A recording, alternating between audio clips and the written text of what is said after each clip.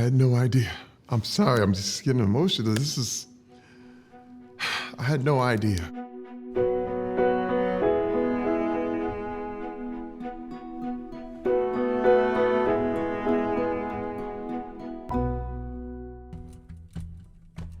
Actor Terry Crews grew up in Flint, Michigan, in a family that had moved north during the Great Migration.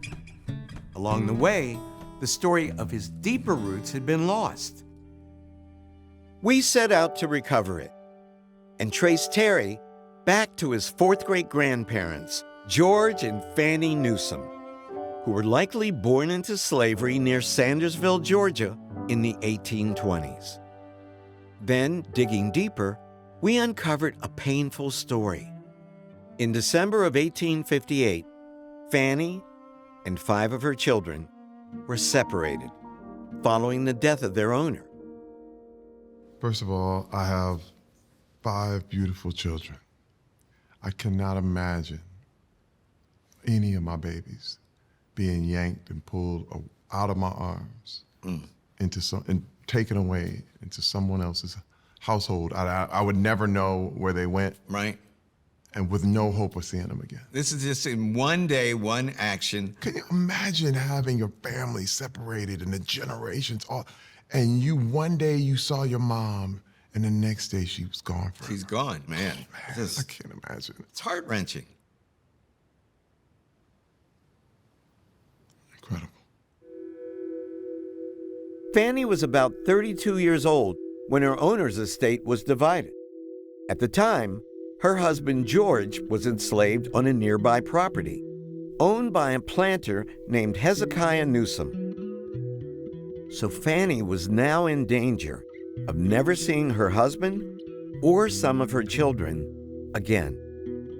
But miraculously, that's not what happened. In 1861, Fanny and 2 of her children were hired out to work on the Newsom plantation, reuniting the family, at least in part. They didn't get sold down the river. Yes. They were nearby, and they brought them back together by hiring them out for a nominal sum, $25, which is $656 today. So what do you think this is like for your ancestors after this 3-year period?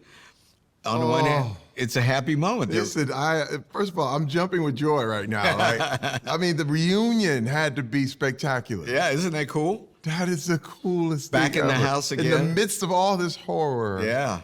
They get to be back together. They get to be back together again. This reunion was only the beginning. 4 years later, the end of the Civil War would bring an end to slavery. And in the 1870 census, we found George and Fanny living together with their 7 children. What's it like to know that your ancestors had such strong family bonds? This is beautiful. It's beautiful. They managed to create a family sometime in the mid-1840s and keep that family together and intact so that 5 years after the Civil War, when the enumerator from the census came by, they were all living together 30 years later. Man, this is a movie. This is a movie. It's true. No, it is. And it's your story. This is a movie. Think about this. It's your story. They were all split up, different homes, and they found a way to stick together. Discovering the stories of our ancestors is a transformative experience, changing the way we see ourselves, our families, and our shared history. To see more incredible stories, click here.